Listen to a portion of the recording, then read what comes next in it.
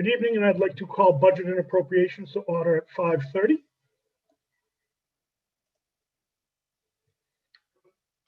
All right, good. I'll say good evening, even though it feels more like afternoon. I want to thank everyone for rearranging their schedules to be with us tonight.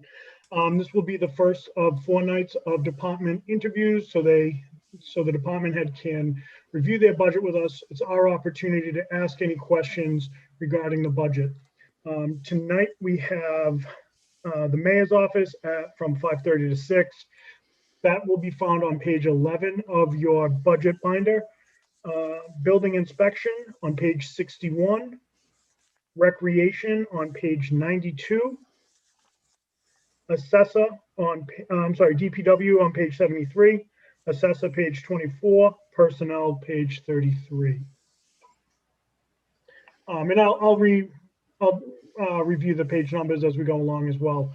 Before we get going, just some thank yous. First of all, Jeremy, really appreciate the work that you did on the budget. I love the way the book is set up this year with the department description, the fiscal 21 accomplishments, as well as the fiscal 22 objectives. I think it kind of helps and will help to guide the conversation a little bit. Mayor, I think, has the mayor joined yet? I know the mayor will be joining. I do appreciate, I've had several conversations with the mayor over the last couple of weeks regarding the budget. I appreciate his insight and thoughts into the budget. Deb Gould, I appreciate, as always, your willingness to take the time with me to really kind of do a deep dive. Deb and I spent probably a good 2.5 hours on Friday afternoon, just making sure that we're on the same page, we're looking at the right things. So as always, I appreciate that. And Todd and Rick, I appreciate you switching around your schedules. I know initially we had decided we were going to try to do Saturdays for a myriad of reasons that wasn't able to be accomplished. So I appreciate it. And then of course, Laura, Kathleen, and Ty, appreciate you joining. Councilor Conti. So, Mr. Chairman, I'm happy that you complimented Jeremy for the initiative of putting a explanation page before the departments. I'd like to expand on that just a minute because while we're waiting for the mayor, what that does, Jeremy, it's almost like a mini revaluation plan, a 1-page revaluation plan on the department. It's very good. I read them all. And it gave the department heads an opportunity to give a snapshot of their departments, not only what they did, but what they're going to do. And that, I think, shows great management. And I think you've elevated the budget document several layers by including those department plans. And I'm going to call them mini plans because that's the way I took them. That is, I hope this policy holds up and continues because I think it makes that budget document a much better planning document. And that concludes my comments, Mr. Chairman. No, great comments. I do appreciate that. And who knows, Councilor Conti, maybe this is something that we can see in the capital improvements as well. I think it'd be a pretty good synopsis. I do appreciate the binder as well. I think the binder is easier to maneuver and manipulate, so I appreciate that. Councilor Kobus, did you have your hand raised? Not really. I was just going to ask if the suggestion to switch to the new format came from somewhere. Yeah, I appreciate your comments on that. I just texted the mayor the link, so he'll be here. He'll be here in a moment. Yeah, I like to add the department summaries kind of twofold. One, to showcase what departments are doing and give department heads a little more of a platform to explain what it is that's going on. And 2, to make the budget a little bit more readable, right? There's the line items, but when you see a short account code with a year-over-year amount, like what is it really that this department is doing with their budget? So I think it makes it a little bit more readable, and I hope to continue to expand on that with tying in capital improvements and you know, getting you more robust reporting on revolving funds. And so it's an evolution, and you can expect to see at least this much going forward. and then hopefully add some as well. Great. Councilor DeSimone. Thank you, Council Chair Delaceo. Just very briefly, I echo Councilor Conti's sentiments. And as someone who's much more of a word person, I appreciate the narrative part. I also think it makes it a little more friendly to people who perhaps aren't as numerically minded as some of you. And after all, a budget tells a story. So why not add some words to the story at the end of the day? So I think it's an effective tool. It's great PR, and I very much, and it's, you know what? It's a step up in professionalism. So well done, Jeremy. Keep it coming. Thank you. All right, terrific. So I know the mayor, Jeremy, you said you sent the mayor the link? Yeah, he should be joining momentarily. Perfect. So in the interim, while we're waiting for the mayor to join, I want to be cognizant of the time. Do you want to give us a quick overview of the mayor's office budget? Anything you think we need to know? Yeah, Again, sure. it's on page 11. Yeah, thank you, Councilor. So no real changes to the mayor's budget. The salaries just include COLAs that we'll see throughout the budget, and I'll use this as a segue talking about the other departments too.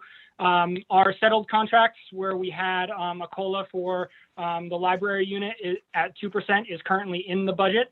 There's an MOA before you shortly to bring that to 3%. That additional 1% is carried in the labor negotiations in the citywide. For the mayor's department specifically, there's just exempts. Exempts have a 3% COLA for 22, so that is presented in that number that's here. What you'll see in the citywide budget as a reserve for labor negotiation, the $500,000 and change, that's expecting settling the rest of our union contracts kind of in line with what we've experienced so far. The service lines are all level funded, the largest of which, of course, is the city solicitor at $200,000. And then everything else is just kind of more of the same. There's not a lot of discretionary spending in the mayor's departmental budget. All right, great. So just a couple things as we look at this. Mayor, good evening. Hey guys. Sorry about the confusion with the link. No, it's okay. It happens a lot. All right. So we just thanked, just to get you up to speed briefly, we thanked yourself and Jeremy for the job you've done presenting the balanced budget, which is no small task, especially in these times. Secondly, I think we're all in accordance that our agreement rather, that we appreciate the binder in the format of the kind of the overview of each department. Jeremy just gave a quick overview of the mayor's office budget, and just wanted to see if there's anything you wanted to add or anything you wanted us to know, Mayor. I'm not sure what Jeremy had said because I was just coming in, but I'm sure he covered it all. So if you have any questions for me, I'm happy to take them. Sure. I've got quite a few. I'll ask my questions, and I'll go to the committee, and then anyone else who has anything after. So when we're looking at personnel, it looks pretty straightforward. See, personnel purchase of services. I know lights and power. The funding request for fiscal 22 is slightly less than 21.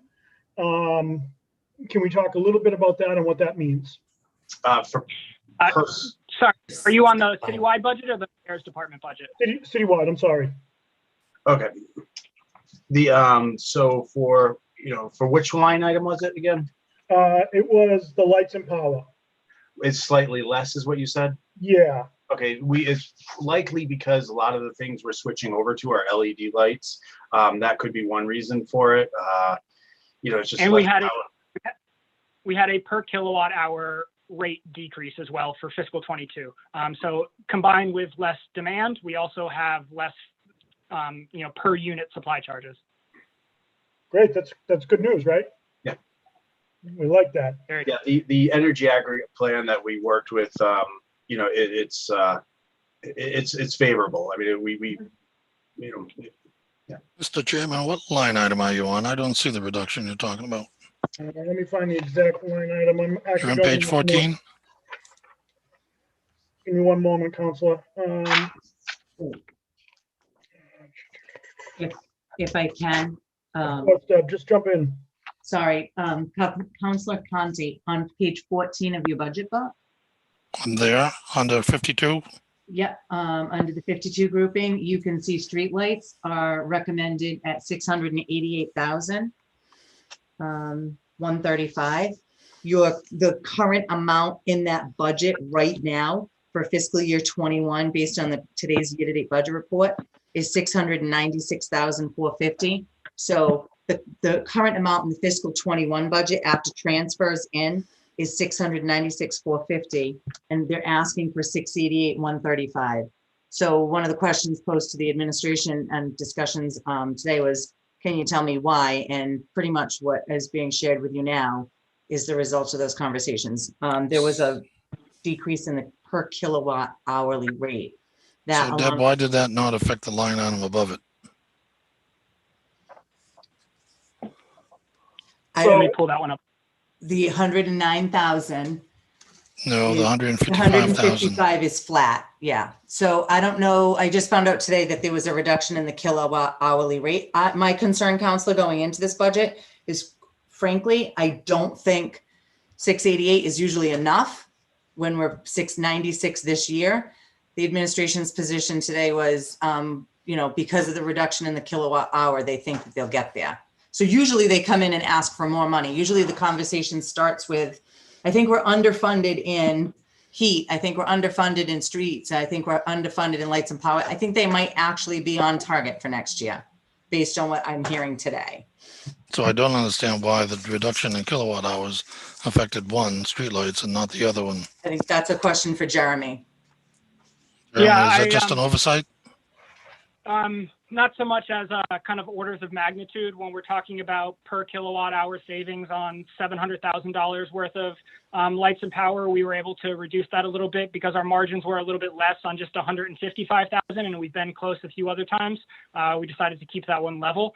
We can sharpen our pencil on that one if that's something the council wishes to see, but it would be a much smaller reduction than we saw from the 696 to the 688, just because of the size, the gross size of the account. There's another possibility too, and that is that the number of streetlights has increased quite a bit because we've put up streetlights in areas and throughout the city that have historically been very dark, and even though they've had a lot of traffic, down on Newport Ave in South Attleboro between Cardi's and Home Depot, only half of those were lit with streetlights. And when I say half, it's all the southern portion of Newport Ave, south of 95, but then everything north of 95, between 95 overpass and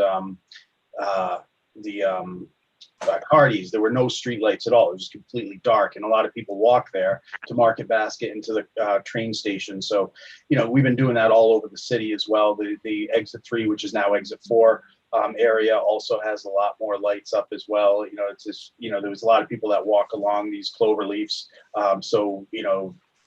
Throughout the city, people have requested street lights to get put up. So that's also, even though the per kilowatt hour has gone down, the number of street lights throughout the city has gone up quite a bit. So, Mayor and Jeremy, I'll follow up, but isn't this also because we switched over a lot of the streetlights to the LED? Oh, yeah, within a couple months. There's 4,000 streetlights throughout the city, and within a couple months, I think by the end of June, actually, or July, I was just told by National Grid about a week and a half ago that all of those, the entire retrofit will be completed. So, I mean, that's, the LEDs are far more efficient than traditional lights. So I think that's going to play into it. And also, just from doing this long enough, I think the lights and power also refers to the buildings as well, correct? So that's why they're separate. I think that's a correct statement. And I think lots of the LED upgrades in the existing buildings happened prior to this year. So the savings that you would realize from switching over to LEDs probably have already been realized in the regular lights and power. Yeah, I think that's fair to say. Okay, great. Good discussion. Thank you, Councilor Conti. Let's see. So, Mayor, 530150, special event, $30,000. Any thoughts on that? Yeah, what that is historically the city council, as you know, Jay, you were probably one of the lead people in this. You've raised money for fireworks, and we haven't had fireworks in 2020. We didn't have them July.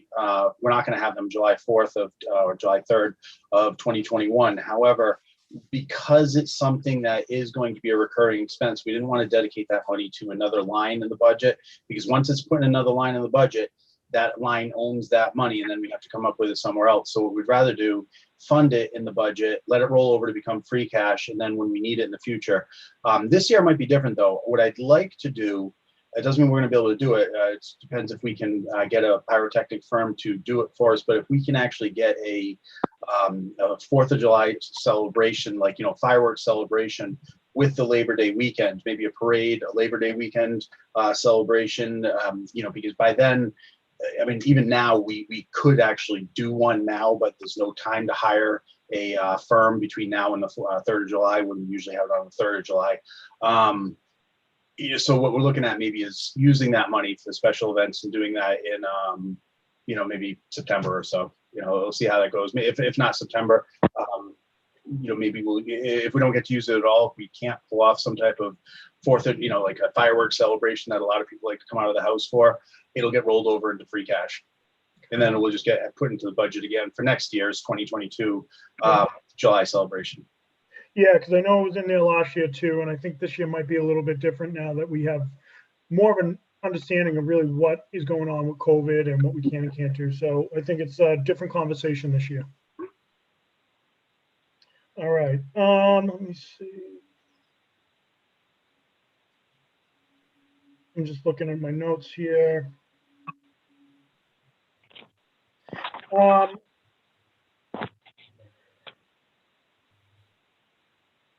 Let's see, retrofits we talked about. Okay. I'm going to pause. I've got a couple, but I think Jeremy answered them. Deb, do you have anything, any questions, anything you want to ask? So for the overall citywide department, a couple of things. I'm compelled to add to the $30,000 special event. Historically, the fireworks have not been budgeted. It's been raised privately. That being said, that money is restricted to 4th of July fireworks. So if you were planning an event in the fall, the fireworks money couldn't be used for that. So your only option at this point would either be to see if you could get somebody to donate significant sums of money in a short period of time, or do an appropriation. So that $30,000, I just wanted to mention that. I'm sorry, Mayor?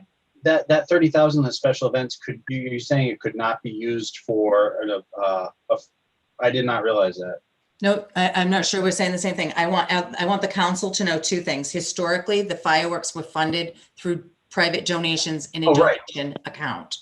Okay, if you were planning on doing a celebration at some other point in the fiscal year, I would hate the council to think, hey, we're going to cut this 30 and just use the donation account. The donation account is a restricted funding source. So just I want folks to understand that now. I mean, they can do whatever they want with the special event funds, but I don't want them to incorrectly assume they have the other funding source for an event that's not actually on the Independence Day celebration. Right, that I understood. Yeah, the fireworks that we fundraise cannot be used for something other than 4th of July, but special events could be used for Labor Day fireworks. Yeah, special event. Exactly. Yep. I just wanted to make sure that was clear.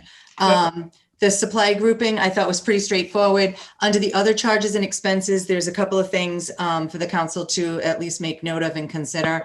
In the insurance account, a couple of years ago, Mayor Haru competitively procured the insurance. So that cost has actually gone down for the last couple of years. There has not been any cuts in that. We don't actually have the quote for next year, but you've realized savings in that account over the last couple of years.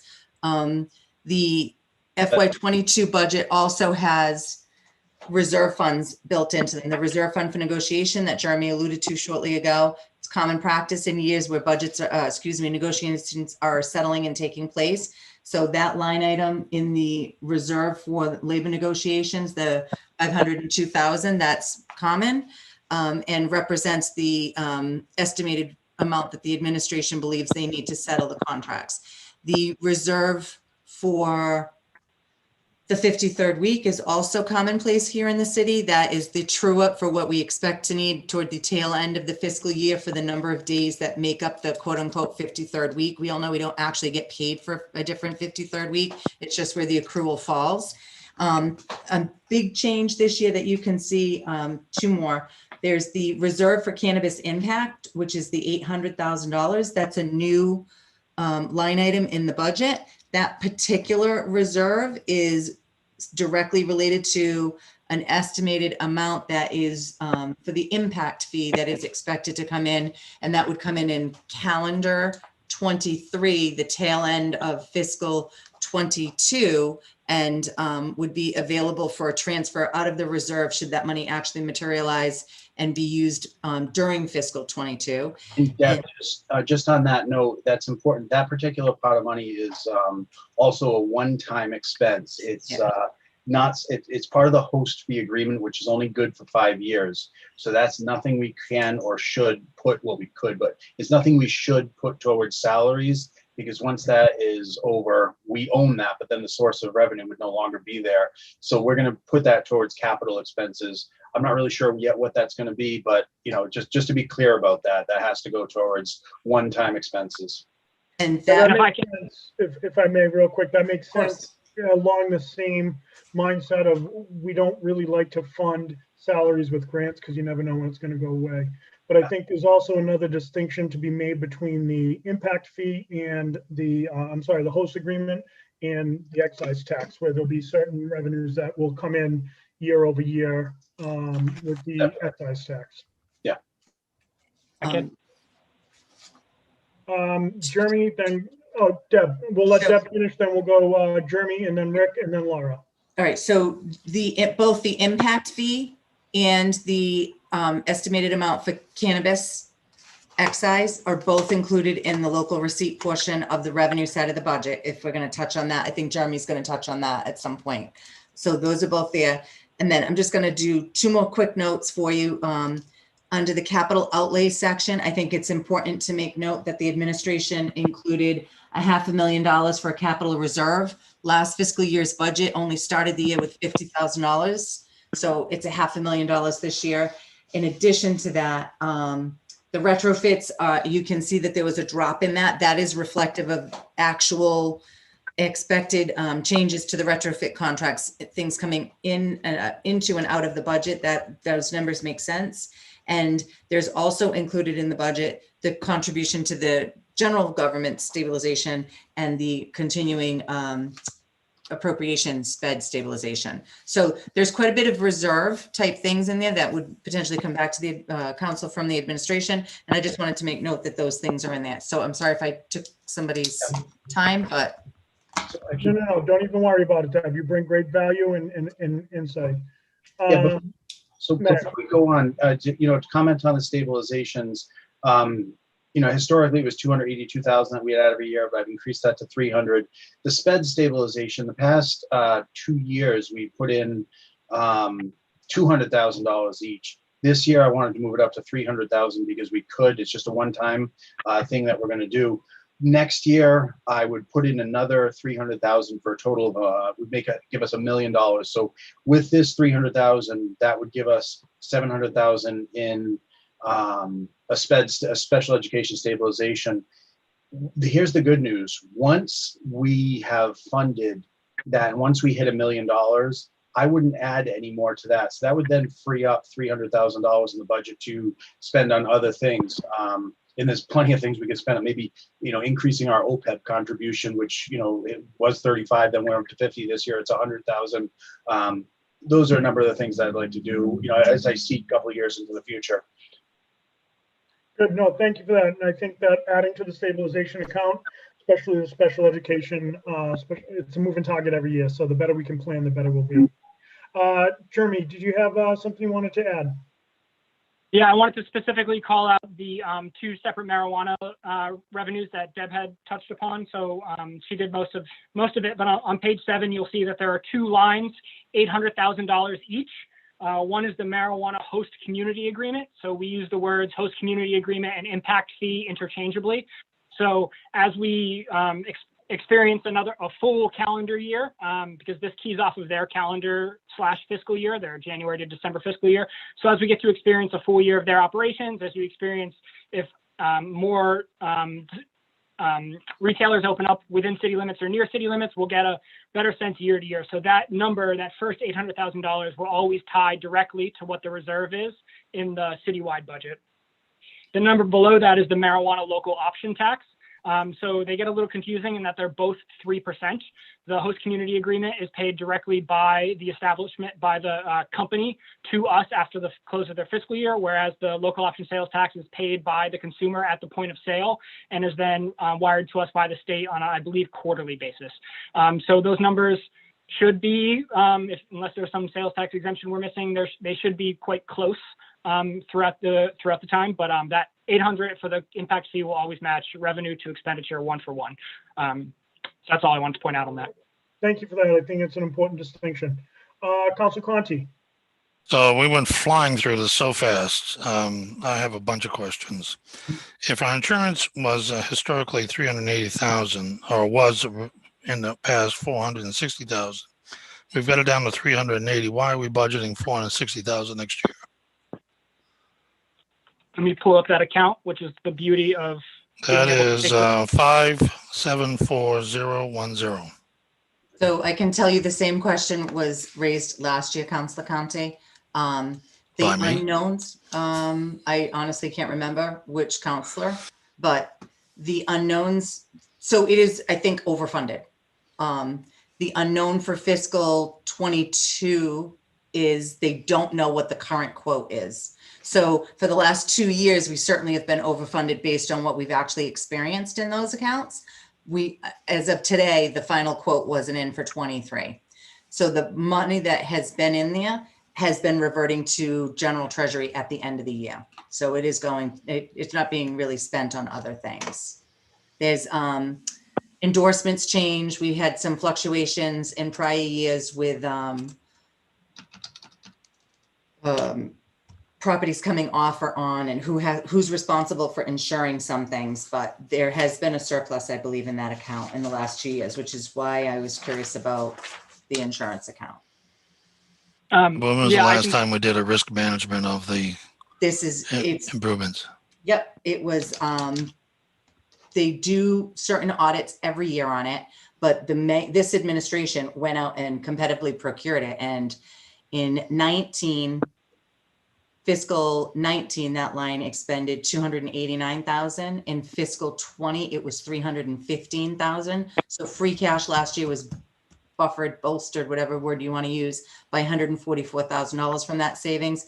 And this year, there was a transfer out, but right now we're forecasting $62,000. The transfer out, sir, was done $70,000 from the municipal council, and there was a transfer to the liability account, which actually is an insurance account. So there's another portion of the insurance. The line that was transferred $70,000 was street lighting. The council just voted that on April 20th.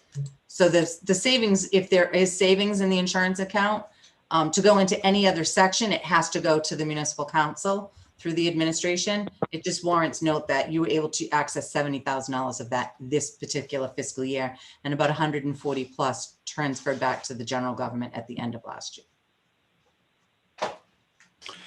And then down on 5578300 reserve fund, it jumped up to 500,000, and you lost me at that point. So yeah, go ahead, Jeremy. Is it the reserve fund for transfer from 57? Which one, sir? The 578,300. Yeah, so that's reserved for labor negotiations. Yeah. So why we saw $0 in fiscal 20 and fiscal 21. Okay, wait a minute. If that's labor negotiation, what is 578,350 reserve lab NE? Oh, I'm sorry. I thought that's what you were referring to. No. I'm up on 578,300. That's your regular reserve fund for transfer. That's every time the mayor comes to you with money asking, can you transfer from the reserve fund for extraordinary and unforeseen? That's what we're allowed to have as a standard reserve.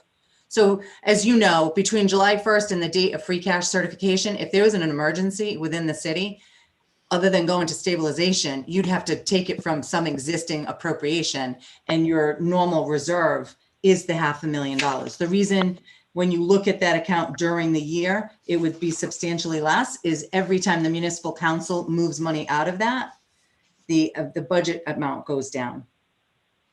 So, Councilor Conti, this is typically $400,000 and has been $400,000. We increased it to $500,000 this year. The mayor can talk about some of the priorities embedded in that. But this question of yours brings up another thing I'd like to change about the presentation of the budget, which I think we'll have ready for next year, which is rather than showing just the revised amount for 2021, which can be a little confusing, especially on an account like this, I would like to show us the original budget for 2021 so you can see what the council passed for a particular line item, and then if space permits, a year-to-date expended amount. So the year-to-date expended amount will never be the same between when we present the budget and when we discuss the budget because we spend money in those couple of weeks. But I think it'll give a little bit more context for you. So that number was originally $400,000. We transferred it out throughout the year, and now we've made a policy decision to recommend an additional $100,000 in the fund for fiscal 22. So could the same be said for the reserve for labor negotiations? That doesn't happen every year, does it? We're in a 3-year spin on that? Correct. Yep. So our cycle for our collective bargaining agreements covers fiscals 21, 22, and 23. So in fiscal 20, we had an agreed upon rate, and it was easy to budget for everybody because we knew it. So we put in 0. In fiscal 21, the mayor had committed to 0% COLAs for every bargaining unit. So we put 0% as a reserve for labor negotiations. And now this year, we don't yet have all of our contracts settled, so I don't want to talk about specifics. But that is our estimation on what our offered union contracts will cost us in addition to what is budgeted line item. So the actual expense of that $502,188 is really legal fees, correct? They're for lawyers? No, that's if if someone makes $50,000 a year and they get a COLA that now they're making $51,000 a year as a result of a settled labor negotiation, we would take that $1,000 from this 502 and transfer it into the salary line wherever it is they get paid out of on a regular weekly payroll. So I'm glad you made that clear. I didn't understand that. Thank you. Okay. So we're already past 6. I want to stay as close on track as we can, just out of fairness to the department heads. It's been a good discussion. I want to keep it going. So if there's any additional questions we didn't get to, please forward them through Virginia to me and Deb so we can look into getting those answers. Mayor, one thing that I think is really important, and you and I spoke about this earlier today, I think it's impressive that with everything we've gone through over the last year, really 15 months, if not a little longer, that you're able to present a balanced budget. Can you talk a little bit about, were you able to use any American Rescue Plan Act money on that? What's going on? Can you give us an overview of what that is? Yeah, so the American Rescue Plan Act is part of the $2 trillion that the federal government is spending on states and cities and towns it's kind of a stimulus plan related to COVID. There's been a lot of problems associated with COVID, and to help increase the health and well-being and make life easier for people as they're coming out of COVID. One of the things that they said was we can do water, wastewater, HVAC upgrades and improvements.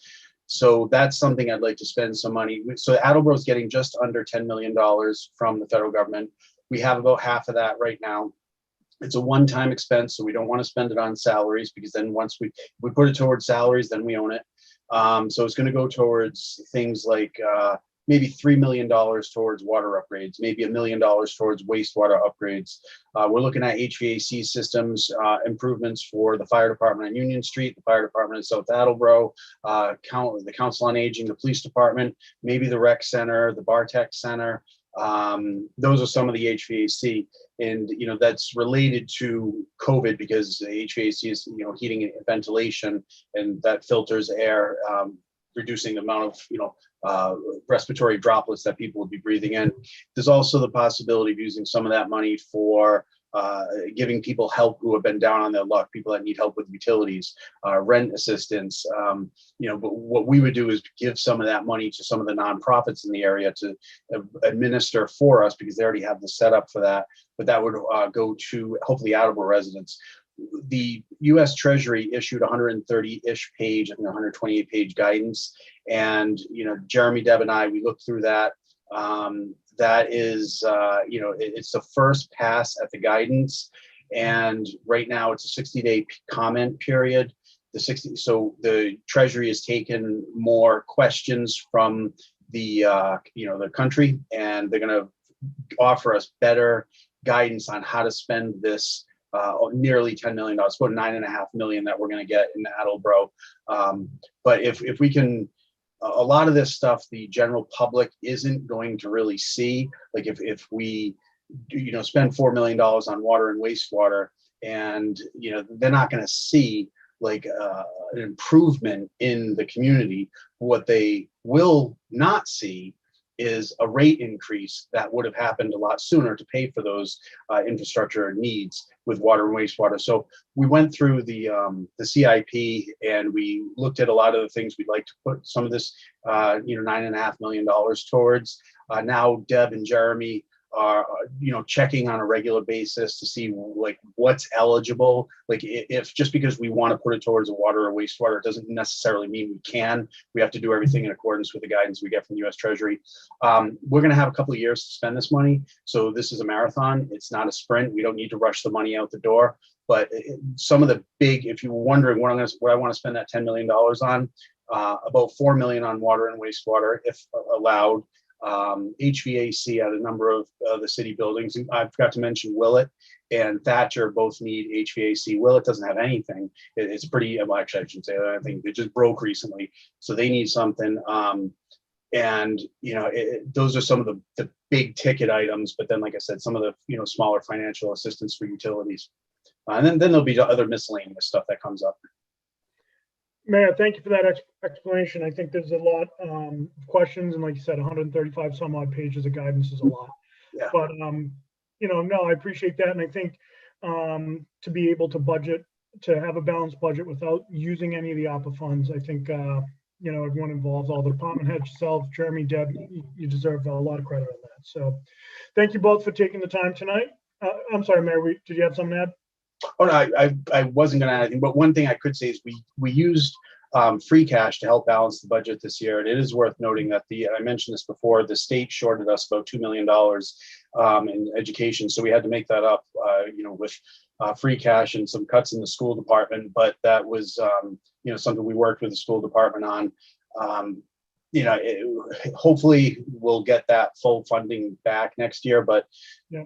By not spending money last fiscal year after the pandemic, we were left with a huge surplus of free cash. And actually, while I have the floor for a second, I'm going to mention that this year, we also expect our free cash certification to be higher than years in the past. Part of the reason is instead of waiting to the last minute to fund something, I'm saving up for a lot of one-time expenses. So if I know I have to, pay for something that's going to be $500,000 5 years from now, we set aside $100,000 a year in free cash, roll it over to the next year, and then once that expense is presented to us, then we've saved up for it over the course of time, and we're only really spending in that particular fiscal year of the 100,000 instead of 500,000. And with that particular example specifically, I'm talking about some fire SCBA apparatus that they're going to need in a couple of years from now. So when you see the free cash growing over the course of the next couple of years, stop asking, the mayor's office, say, hey, what are some of the holds that you guys are, setting aside money for, rolling over from one year to the next? Because there are a number of things that we are saving up for rather than just waiting to the last minute and just saying, okay, now we have to take $500,000 out of free cash. It just makes a lot more sense to, and that's just one example, but there's probably half a dozen things. Anytime we can plan, I'm on board. So, all right, Mayor, thanks so much. See you guys. Have a good night. All right, and friends, we're going to move to page 61 in the budget book. Bill McDonough is joining us. Bill, how are you, my friend? Good. Can you hear me? We can. Excellent. All right, so we're going to do this the same way we've done it over the last several years. We'll open it up to you to give us a quick overview of your budget, and then we'll open it up to see if there's any questions. Hold on. I hit myself. All right, as long as it was the phone that fell and not you, so that's good. My computer. No, business as usual. I think it'll reflect in the budget. Nothing different than years past.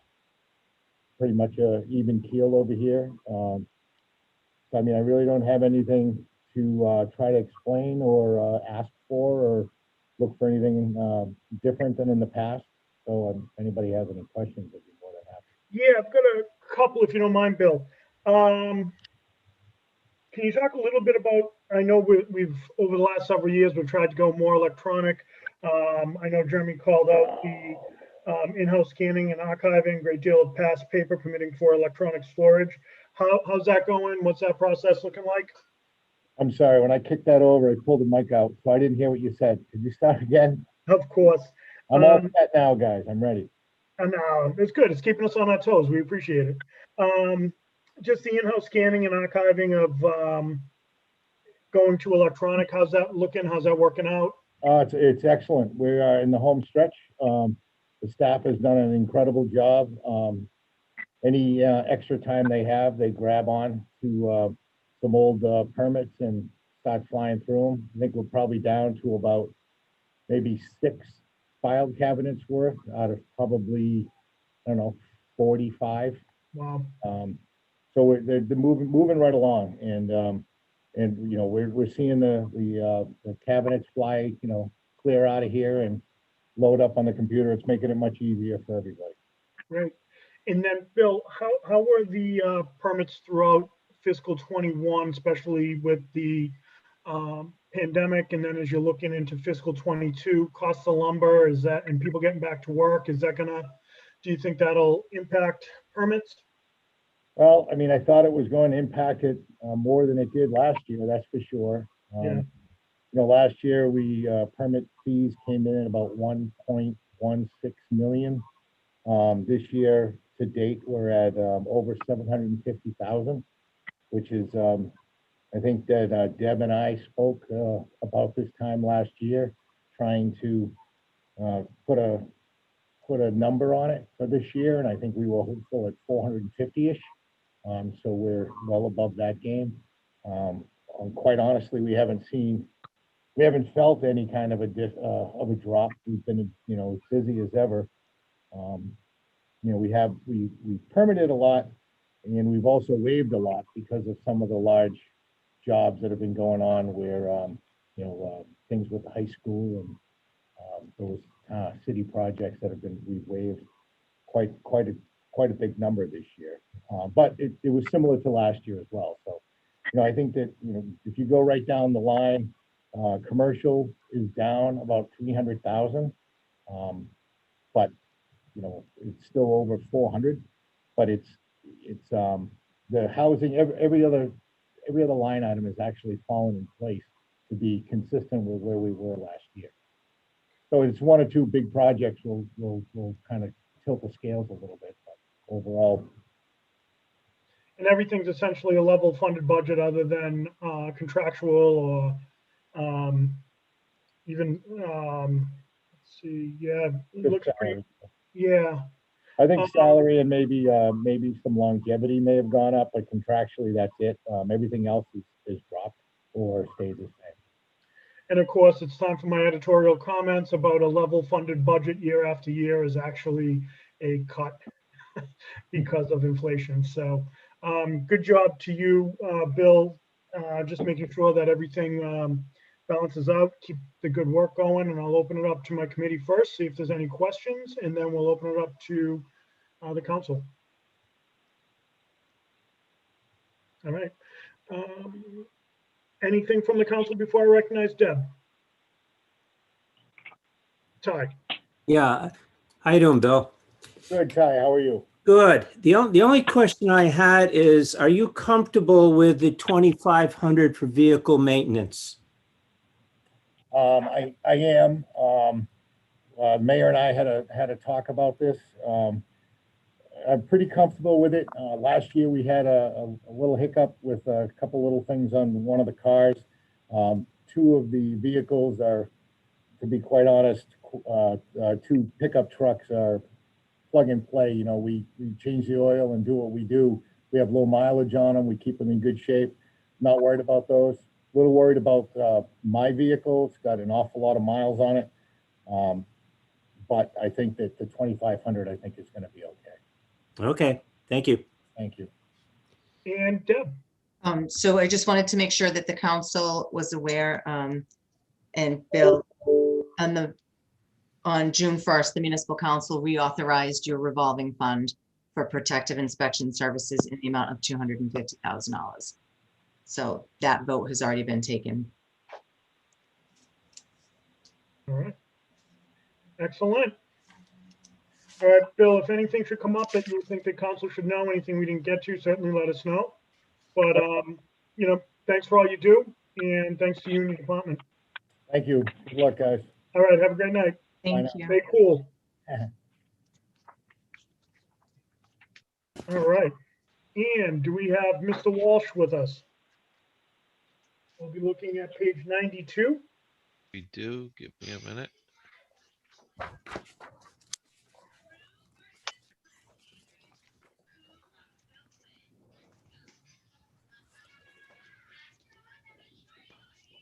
There we go.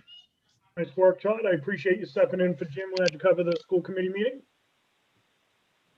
Of course.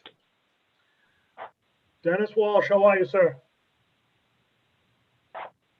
You're muted, Dennis.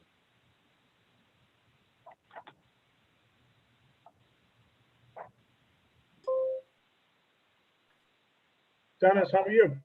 I'm well. How are you, Jay?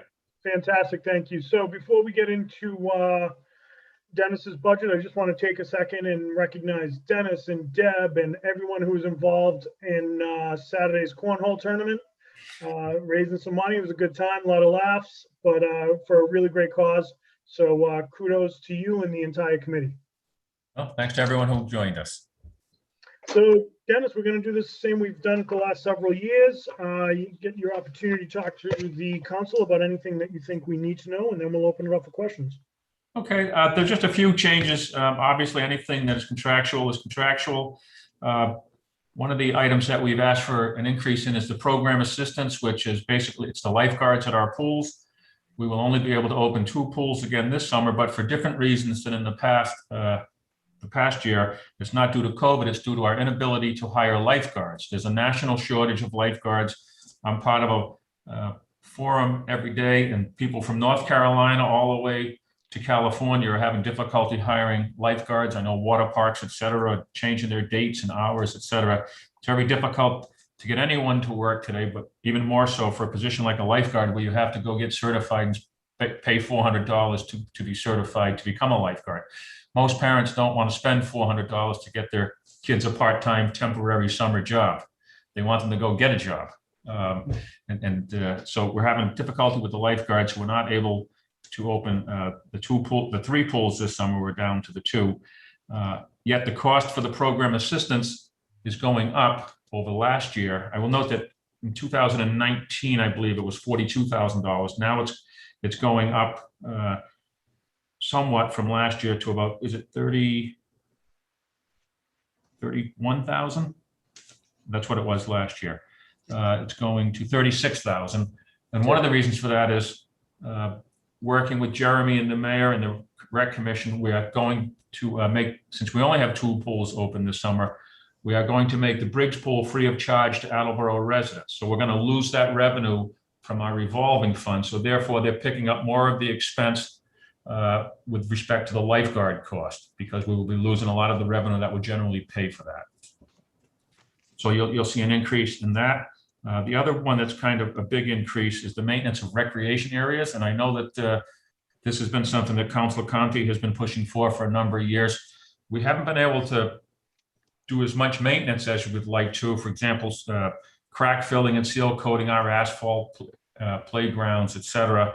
And then what happens is, instead of having a $8,000 project, you have to redo the whole asphalt basketball court and spend $36,000, of which I have a couple of them that have to be done this year.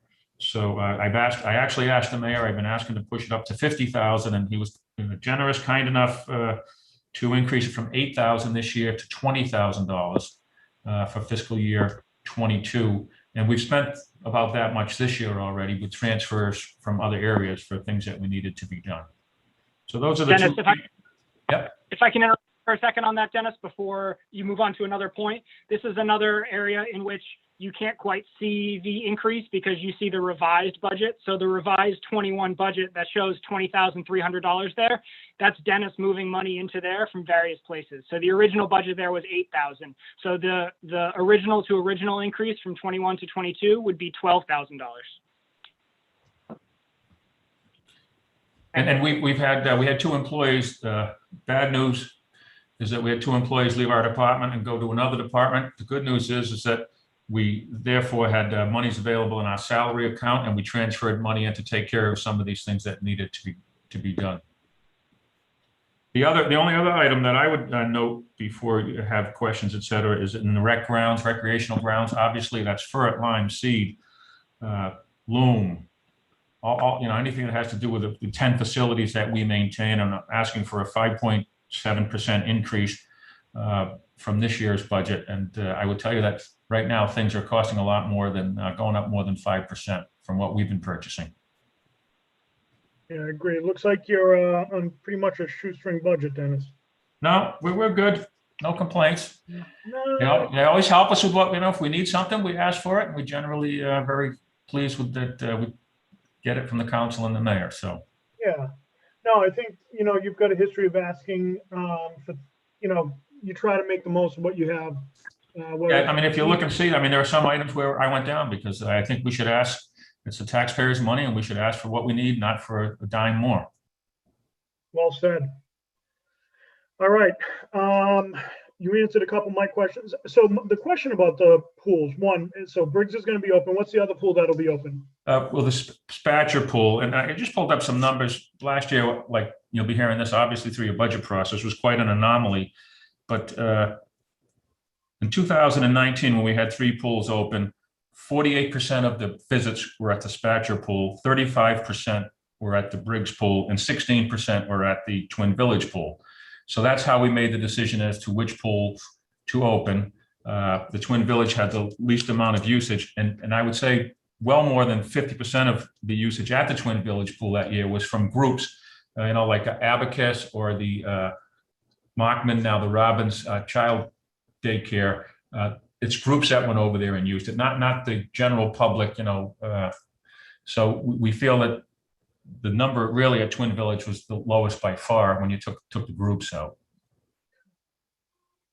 And I know Councilor Conti would be interested. In 2018, 43% of the visits were at Spatcher, 31% were at Briggs, 15% were at Twin Village, and 10% were at Lydell in South Attleboro.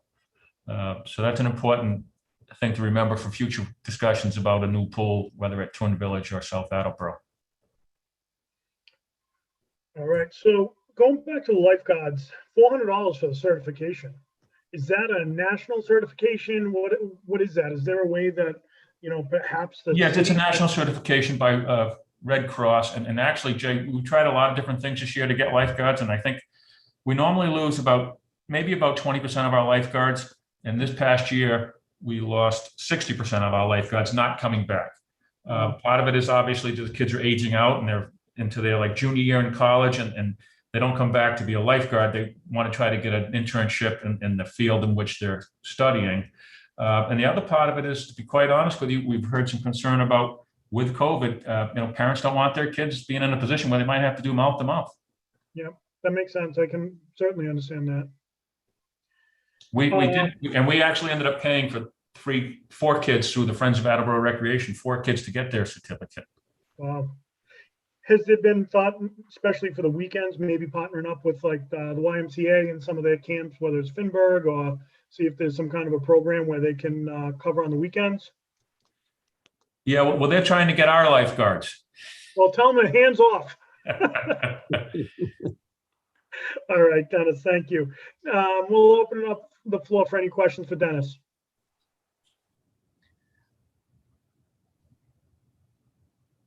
Councilor Conti, you're muted. So Dennis, material costs escalating quickly. we're just gonna have to roll the dice and hope that we get that money in free cash to be able to, because you burn this right up based on the increases you've seen just through April. Yes, and like another one is, for example, in the heating budget, we're one of the 2 departments, I think, that have a boiler now. And then at the beginning of the year, we were paying $1.39 a gallon for oil, and my last bill that just came in was $2.05. I mean, we all have to deal with what happens down the road, right? Agreed. Well, it might make more sense to bump those up a little bit. We can't increase the budget, so that's a moot point. You can include it in the recommendation, Councilor Conti. Correct. We can Make include a that. Yeah, well, my recommendation is that both the oil and the chemicals need to be bumped up because we're already seeing rapid material rise in costs. And while they may slip a little bit, they're not going to slip much. So, it doesn't make sense to go into the budget knowing that we're dead going out the chute. Those numbers are just too low, and I'm guessing they're too low by maybe 25 to 50%. I'm just taking note of that, Councilor. Yep, fair point. Jeremy. Yeah, definitely appreciate that, Councilor Conti. One thing that we tried to do with this budget, taking some things we've learned on other capital projects and other projects, material costs are wild right now across a whole host of industries. And I wasn't comfortable kind of forecasting what those material costs would be 6 or 9 months from now. And I didn't want a budget that was already using free cash to balance and kind of razor thin in lots of places to make other sacrifices on what our projection of material costs or supplies would be for any given department. So I agree that we're probably light on a number of these things, which are essentially necessities for the operation of a recreation or a parks or a public works. But the cost, the benefit of cutting elsewhere to balance, to add to that right now, we couldn't justify it. Yeah, and I would just add to that history to me has shown that there's always something like the transfer of an employee or an employee leaves and you have funding somewhere that you can then move around to fill any of these deficits in other areas. Yeah, Dennis, that's one thing you do really well. There's a handful of, all the department heads do a great job, but I think that we've come to expect that sort of activity from you, especially closer to the end of the fiscal year. Well, that's good. I hope you remember that next week when I asked the mayor to send down everything from every account that I can over to transfer into the Outlay project, because we're trying to transfer that field from a softball field into a grass field for the youth leagues, and things are just so expensive that we've already got $14,000 put aside over there, and anything else that I can find that we're not going to use this year, I'm going to ask the mayor if he would be kind enough to transfer it over, and then if the council would vote for it that way, I'm not looking for the money next year or having to put the project off for another year. Yeah, I think that makes sense. We'll just have to take a look at it if it comes down, buddy. Deb. 2 things. Jeremy, I think a few minutes ago, you said you had an additional $100,000 in your reserve fund for transfer for fiscal 22. That would potentially be a good source to go to for some of these needs that you just addressed, Councilor Conti.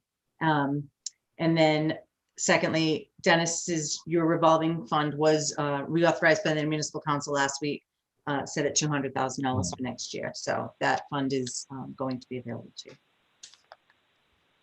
Yes, thank you for that $100,000 comment, Deb. That was kind of the thrust in what I meant to end my comment on, and I lost my own train of thought. So yes, exactly that. We'll spend your money, Jeremy. Only if we need to. Need to have versus nice to have. All right, if there's nothing else, Dennis, thanks so much for taking the time. Always good to see you. Thank you all. Be healthy. All right, take care. All right. Do we have Mike Tyler on the line? DPW page 73 through 77? We do, and he's promoted. 1 second. Oh, congratulations, Mike.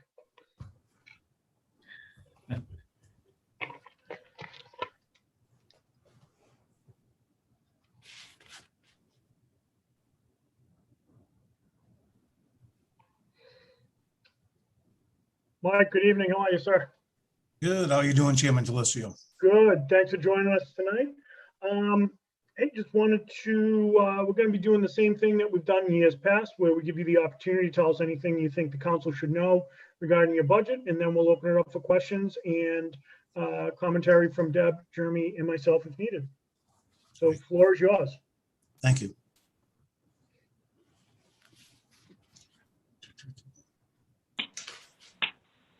So I think first we're trying to, like every other department in Attleboro, we're trying to present a pretty well balanced budget from last year. We're moving around some of our funds to stop the amount of transfers that we had to do in the last couple of years. A couple of those being traffic light maintenance and actually adding some to the professional services for the state mandated dam inspections for the Farmers Pond and Mechanics Pond. And that was something that the city auditor asked us that we should look at instead of every year making a request after the budget has been finalized, requesting that at the beginning of the fiscal year.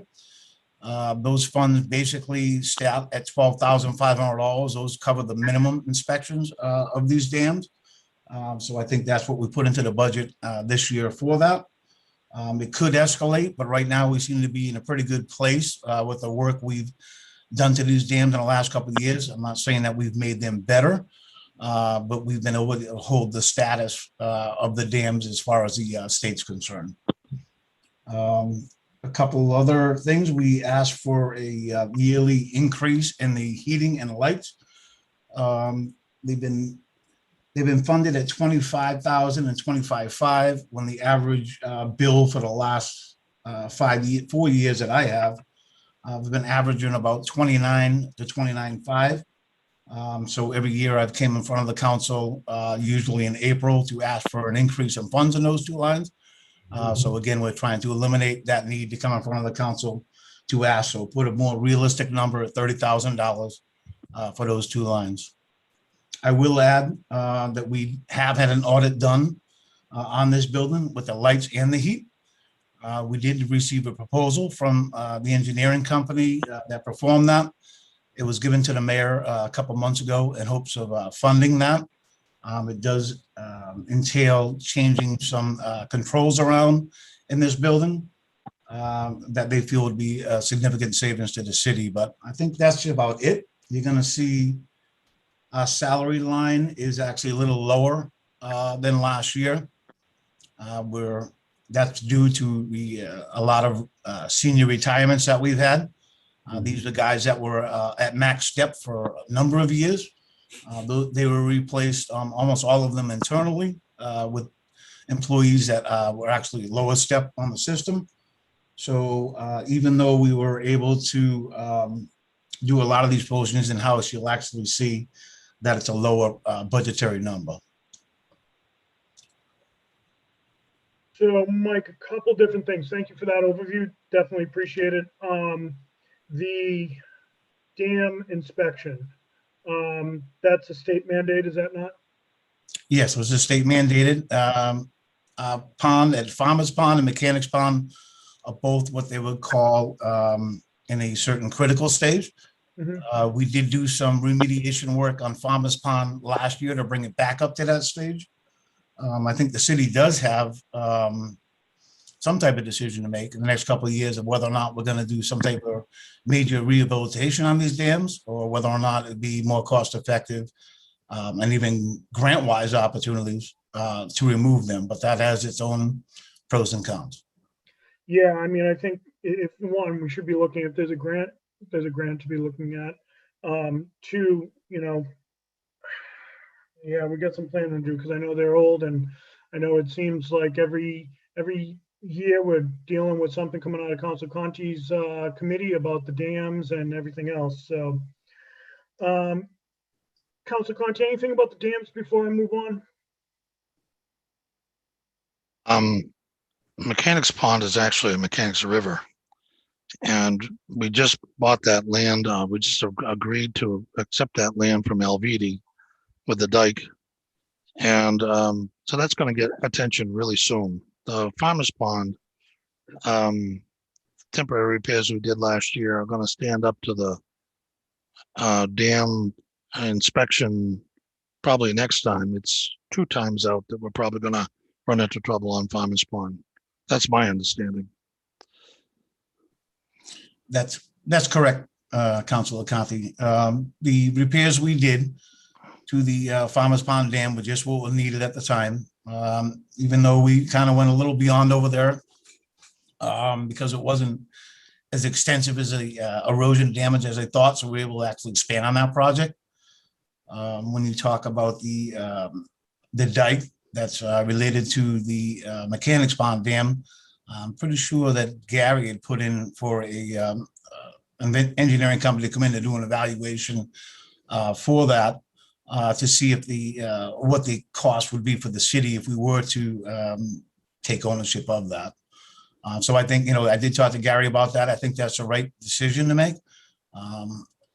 And while we still have access to it, that's the most important part. I mean, we do have access to both of these dams, which is critical on a cost scale, if you will. So we made an access road into Farmers Pond Dam. Mechanics Pond, we do have access with the new building. I should say the old Social Security building, the new senior project that was put over there. They have allowed us access that way. So just having these access to these 2 dams now secured is a significant cost savings to the city. We're not looking to come in and build a totally different road another way or hinder our process in getting the materials to where we need them.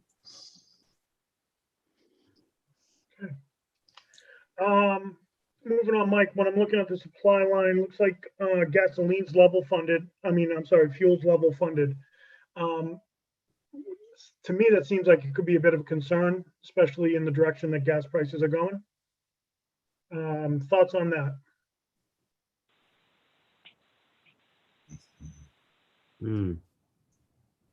I can jump in if you'd like, Mike. This is similar to my comment earlier on Dennis's maintenance and grounds lines. We asked department heads to come in with a level funded budget to be able to balance even with the amount of free cash that we had previously used. So when we first had this, when Mike, the mayor, and I first met, probably back in February or March, gas prices were actually quite low. And then since then, anyone who drives at all knows how much they've taken off since then. And we might need to come and revisit this. We might not, but that's what our reserve for transfers for. We asked him to present a level funded budget, and that's what we've presented here. Yeah, no. There wasn't a shot at the budgeting piece of it at all, Jeremy. I think it's probably the right question to ask, just seeing where we're going, because the budget is supposed to be that forecasting tool. So we do have this. Because, DPW is not the only department that's going to have gas and fuel prices. So we just need to make sure that if, you look at the 2020 revised, it was 175. Now we're down 15,000. So again, it's just something that we need to be aware of, so that as the year goes on, really bears watching.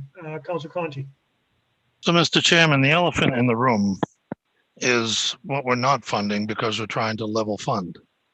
And, level funding is well and good to try to control the budget, but we have a dire need, and I'm not going to beat this horse to death.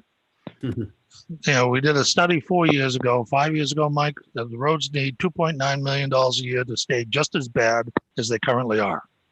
And we're not funding them, which means we're sliding farther behind. And to direct them to level fund, it just totally eliminates the possibility that we can do anything about that. So, that level funding works for budgetary planning, but like Proposition 2.5, it's a handicap, it's handcuffs. It is a restriction to keep department managers from doing what they need to do. So I guess I have a different perspective there because I see the need is so urgent. But the 2 things that we've talked about, Mr. Chairman, during the course of the year was the capital equipment of the DPW group to make sure that they have a replacement plan that's going to bring in their autos that they're going to need to keep that department going. And of course, my constant harping on the 2.9 million. That concludes my comments. I'll be quiet. No, I don't need you to be quiet, Rick. I think that you bring valid points up. And, you have what, 85 miles of sidewalk across the city? 85 miles essentially from here to Springfield? So yes, we have, now we have over 90 miles of sidewalk. We have 180 miles of Mass DOT approved roadway. But in more reality, I would say that we are somewhere around 210 miles of road that the city currently maintains.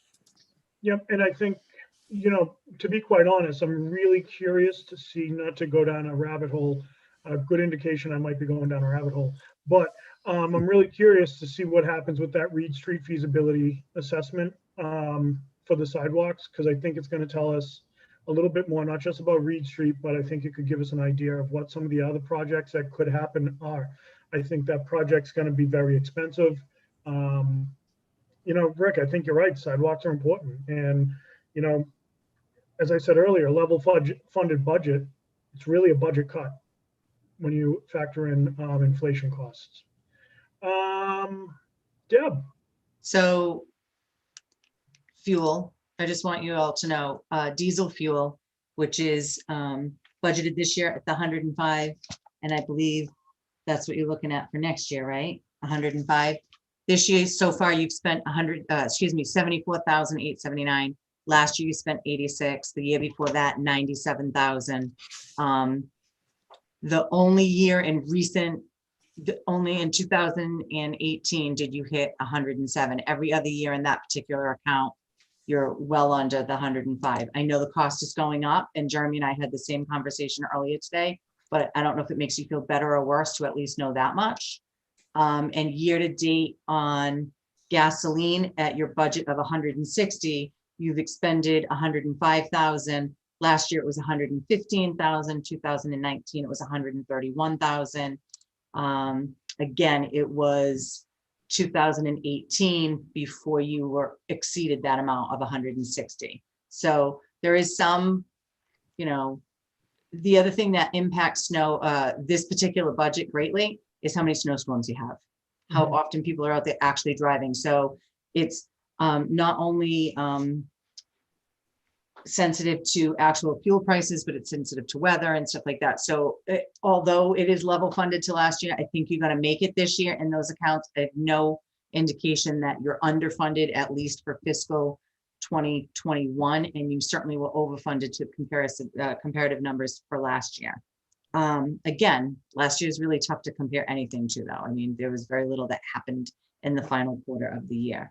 Your points are still on point and well taken. I just hope that alleviates some of the concern of the council. I don't know if this is the appropriate time for me to interject on some of the stuff. I do want to say thank you to the administration as well as the Public Works Department for funding in the requested budget the amount of money that has been requested every year for the inspections for Farmers Pond. It's really not extraordinary and unforeseen if it's something that happens every year. So a reserve fund for transfer is not the appropriate place. Where you've put it this year is, and I appreciate that. Mike spoke to some of the other things that I had questions on. I do question whether or not you're going to have enough money in the heat and lights and power, even going to the $30,000. We forecast that in my office that you're right on target with those two accounts, probably might even need a slight adjustment between those two accounts in your existing budget. But we took a look at those accounts today, Mike. You're going to be close this year at 29,000 and 29,500 between the two accounts. So 30 next year. If there are escalation costs and stuff, we're not sure you're going to make it. So I think that was well noted, Councilor Conti. Another thing that you'll notice in the budget, folks, is trench repair. I believe this year is the final year of trench repair. Jeremy and I went over that earlier today. The council just voted the money for sidewalk repair and trench repair. The money for trench repair will be in the water and wastewater budgets. The indirect that we had talked about last year that was not implemented is implemented in this budget cycle. So that is something that has changed. It's actually a really good segue for me, if you don't mind, Councilor Delicio, just to mention snow and ice, which is under the Department of Public Works. I think everybody is aware that that budget is pretty much funded absolutely level funded, and that has to do with certain conditions of Mass General Law. So that's funded at the 97.5. There will be some changes in items that are charged to that account going forward in fiscal 20, into that grouping, I should say. In fiscal 22, we are implementing the charging of the regular salary for water and wastewater personnel that participate in the snow plowing program will be charged here as opposed to the water and wastewater. So if somebody is presently assigned a shift to work for plowing public ways, which are under the snow and ice control budget, right now the Department of Public Works charges all of the overtime account to this account, which is the appropriate thing for them to be doing. But water and wastewater have been paying the regular 8-hour salary out of their budget. It's more appropriate for those costs to be absorbed here. They are funded 100% in the water and wastewater budget as they need to be so that we can meet our obligations. And those corrections will be done as a general journal after my office receives the documentation to properly account for that. So you'd have some idea of how much support is actually on a day-to-day basis being provided by water and wastewater laborers in order to plow snow throughout the system. So that is partly as a direct result of discussions after the indirect study, and as well as review of some processes related to payroll throughout this fiscal year. So those changes will be forthcoming in fiscal 22. Excellent. Thank you, Deb. Councilor Dolan, did you have a question?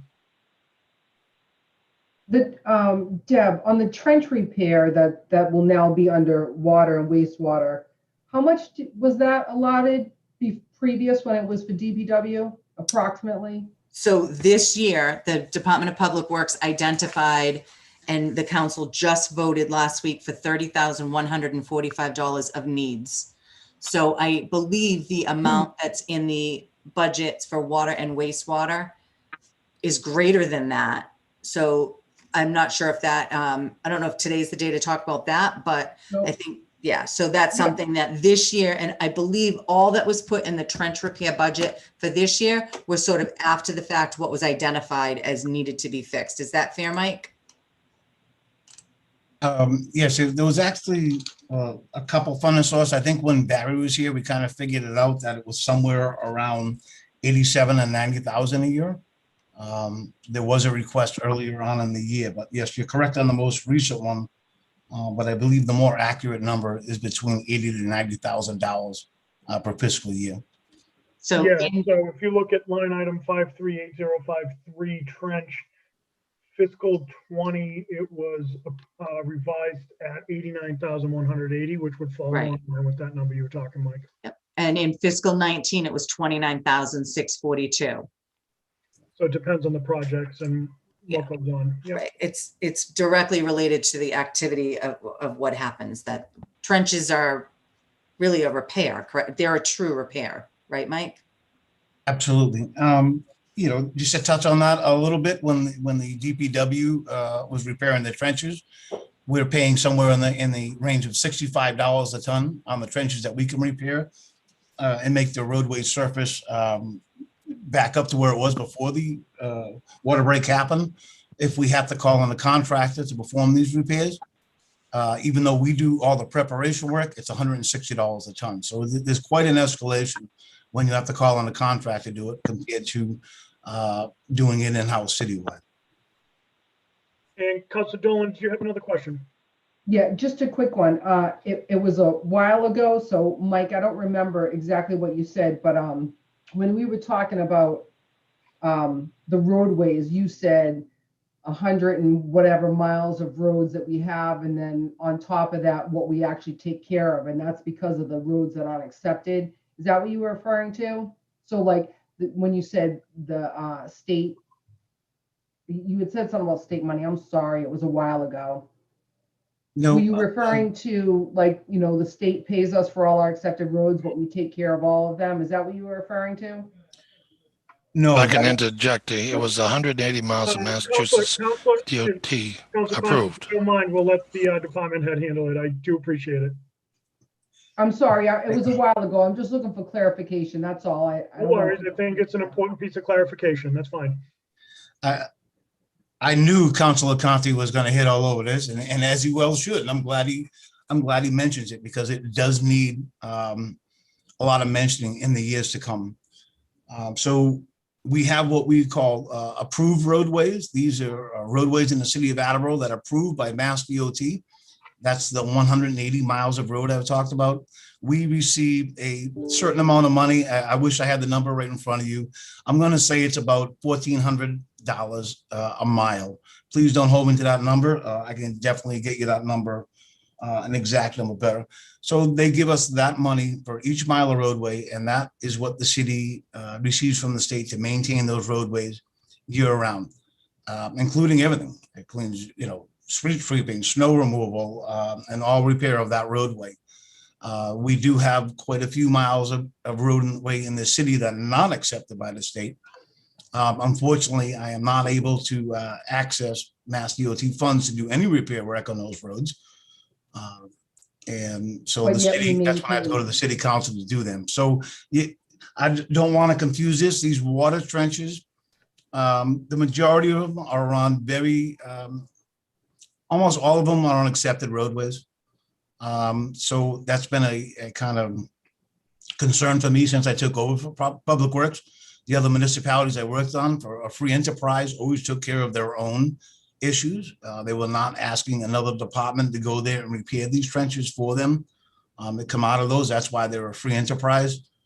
So when I'm going in front of the city council and seeking funds from basically all other city department funds, available funds, instead of the free enterprise, that's what brought this concern up. But I think Deb did a good job breaking it down and saying, these are going to be handled after July 1st by the water department, and hopefully we'll see the same level of service. I mean, it's important. We have standards in the city of Attleboro, Public Works Department, of what these trenches need to look like when they're completed, and we're going to hold them to those standards. Well said, Mike. And I think this is something that a handful of us have said for years, that, as you said, the free enterprise should handle that. Before I recognize Deb, Councilor Conti, the floor is yours for anything you want to add. Yeah, I don't want to beat the horse dead, Mr. Chairman. I mean, I do this every year. And I was just thinking what I need to do is to sit down with Mike when the call goes out to form a budget and bring in a pump of some kind to pump him up to blow that budget up to what it should be so that the roads could be maintained properly. But I'm fighting for him with Jeremy, and will acknowledge that when I'm sitting down with Jeremy and the mayor, I'm talking about capital improvements. I'm talking about the Chapter 90 inadequacy and how we need to be doing that as well. So it's a serious problem, and I don't want to just let it go, and I won't let it go because it's our roadways, and I'll shut up. No, so that's like the second or third time you've said you'll stop talking or you'll be quiet. That's what these are for. We like to be a little more relaxed. And Rick, you bring up good points. I guess my question would be, not even question, a suggestion. If you haven't, continue to partner with the state delegation to, have them press a little bit harder and lean in a little bit more for some of those Chapter 90 funds. We'll go to Mike, we'll go to Laura, we'll go to Deb. So Chairman Delicio, yes, I mean, we don't want to commingle these. I'd like to stay on the FY22 budget, but I truly believe that Councilor Conti and a number of city councils actually need to know the status of our roadways and the funding that received for them. So it's my recommendation that maybe President Cooper reach out to the mayor with Public Works and come in and give a presentation to the city council and explain what we receive for funding, how it's spent, what our plan is to spend that, the rough parameters, if you will, and what we actually need for funding. I mean, I think it's very important that all the city councils know that. And then if there's some type of way to increase our funding to do that, well, we're always going to reach to do that. But I think I'd like to have them separated. I think that's its own little presentation. So why don't we do this, Superintendent Tyler? Rick, we haven't done a joint capital improvements budget committee in a while. I'm all over it. Let's get something on the books for July. Yeah, sounds great. Great, we can do it joint. Is Chairman Delacio, as long as it's not the last week of July, that's my family vacation. So any other time beside that, be Exactly when more we than were happy. gonna do it. It's exactly when we were gonna do it. Okay. He's kidding. No, we'll He's obviously kidding. work with you. We'll obviously work with That you. better be a Zoom meeting too then. All right, Laura. So, and I agree with everything that Councilor Conti says and that Mike says. And, you know, when we talk about funding for the roads, and Mike and I don't even know what year we first started discussing this as far as our roads that aren't accepted. That's unacceptable, that we have roads that our DPW is plowing but not getting paid for. There's no reason for it. There's hundreds of miles. And when you talk about $1,400 a mile, if you know, or thereabouts, that's unacceptable. If they're going to be plowing these roads, then they should be getting the money from the state. And so maybe for the administration, Jeremy or anybody that wants to listen, maybe we need to get to the root cause of why we have so many roads in this city that are not accepted. And so I'm done. Thank you. All right, thank you. And Deb. Okay, so a couple of things. I was going to ask the same question about what roads are and aren't accepted. Mike, so maybe that's something for the committee meeting, that it will happen sometime in the summer, that there can be an explanation of that. To that end, I can tell you as recently as today, I received an email from another department, the planning department, saying these two roads we're working on, like there was some problems. There have been some changes about how certain roads were assessed that have brought forward other issues for road acceptance. There's a handful of those. So it's not always as straightforward as you and I might think it should be. Because to me, okay, we have the road, why isn't it accepted? And then I find out there's complexities related to that. Like there's a street that will probably not be Blue Pride Way, right? Will likely not be an accepted public. It'll be an accepted public way here, but it won't be technically something approved by the state. Is that? So there's reasons some things can't be, that we accept them, but they can't be. So I think we need to make a distinction about how many roads do we have that aren't accepted because we need to finish the process, and how many roads that aren't accepted because they technically can't be for some reason or another. And I'm not familiar with what those are, Councilor Dolan. I only know that recently it came up and I was very surprised myself. The second thing, and it goes back to trench repairs, Mike, I want to make sure I didn't write my note down incorrectly because I found it concerning when you said this. You said that when your office was able to do, I don't dispute that water and wastewater as enterprise funds are responsible for paying their share, okay, of whatever of trench repair is. So that's the opening, but I found it concerning that you said when they do it, it's going to be $160 per ton, but when your department does it, it's $65. That means it's an increased cost of $95 per ton. And if that's just a function of us charging water or wastewater, but you guys still doing it, why wouldn't we revisit that? That doesn't make sense. So I hope I misunderstood something that you said. Sure. So I'll be more than happy to touch on both of those. So as far as the street acceptance, Blue Pride Way is just a ceremonial thing that was asked by Principal Rooney and the school committee about naming the loop in front of the new high school, Blue Pride Way, just so they could use that as an address. Of course, it's just being a loop per way. We would not want to put that into Mass DOT as an accepted street. It's more ceremonial than anything, something to put on the letterhead, if you will. No other department heads that I spoke with had a concern about that, except the chief, who had a couple logistical concerns that I'm looking into.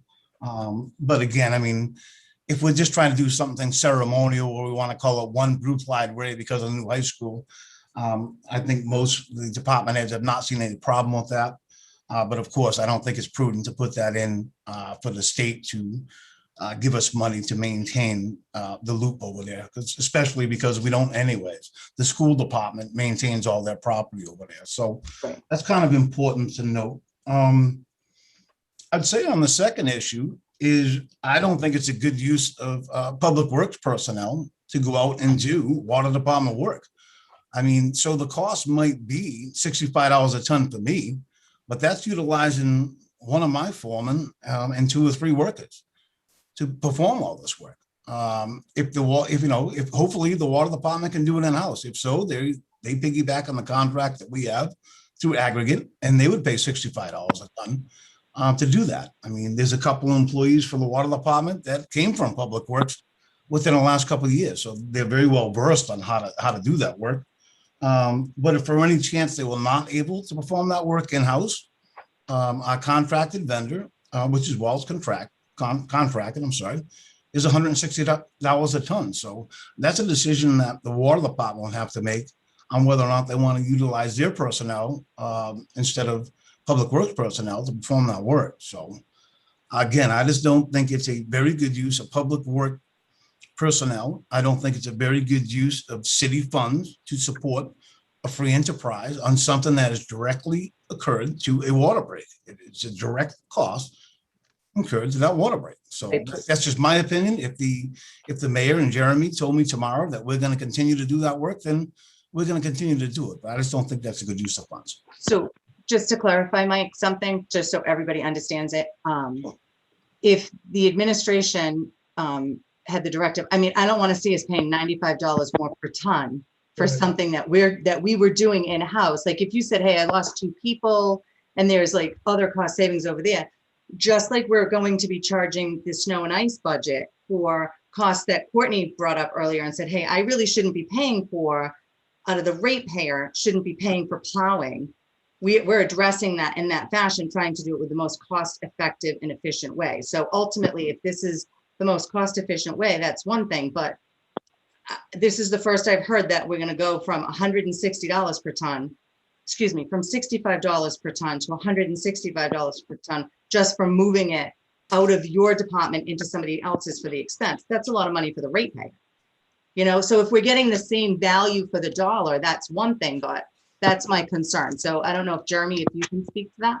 Yeah, real quick, that's a great catch, Deb, because I missed that as well. But I agree with that sentiment. So I would be curious to find out, and Jeremy, I'll recognize you in 17.5 seconds, but I'd be very interested to find out what the staffing on the water department and wastewater is in terms of their ability to be able to carry out and conduct these tasks.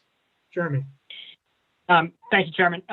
So I preface this by saying we can get more into it in the water and wastewater discussions, and having this discussion right now gives me some time to talk to those superintendents so we can come with a fully fledged answer in the meantime, at the time. But in the meantime, my understanding is the $65 per ton doesn't include the sort of the labor, the value of the labor and the time of the DPW workers, whereas we pay a contractor $165 a ton. We're not taking up the labor of the staff. So we're paying an extra $95, then we're getting however much more time on other projects throughout the city.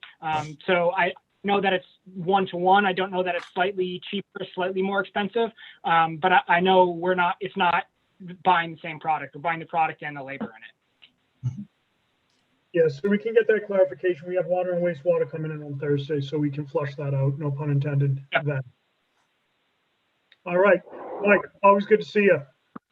Always good to see you, Chairman Delisio, members of the City Council, and I look forward to giving the presentation sometime in July about the Chapter 90 and getting everybody up to speed. Sounds good. Thanks, Thank Mike. you, Mike. Have a good night. Stay cool. You too. All right, and next is the city assessor on page 24.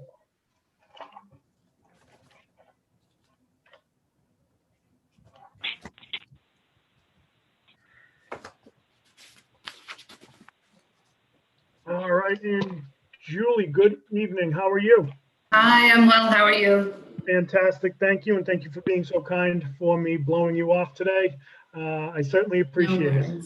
No worries. All right. So what we're going to do is just, as we've done with all of the department heads this year and in years past, we'll give you an opportunity to just quick review your budget, talk to us about anything you think we should know, and then we'll open it up to questions.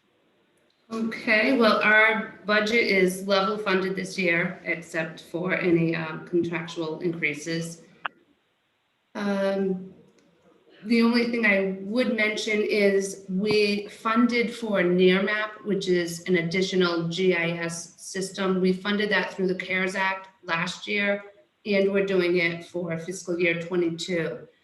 Going forward, we probably will need to budget for that. It's something I know a lot of other departments are using. I've found it to be hugely beneficial in the assessor's office. We're able to get a lot of measure and listing done virtually instead of having to be out there. And it's something that the Department of Revenue has even had conversations about being able to use that as an additional tool. So that's something to just keep on the radar. But. Let me take a look. The reval, anything you want to talk about the reval? So the reval is on schedule. We're about 50% through data collection. Field review is still ongoing. Sales review is about 75% done. Commercial and industrial, we're at 35%. We're still fairly early in the process, but I should also mention that the work plan that I put together with our BLA representative, it backs into a tax rate setting date of September 27th. So I know I wanted to be able to give enough time for, first of all, you never know if something's going to come up, if Department of Revenue is falling behind, you know, something like that. And it gives the council enough time on the other end to do what they need to do. So we're on schedule for that.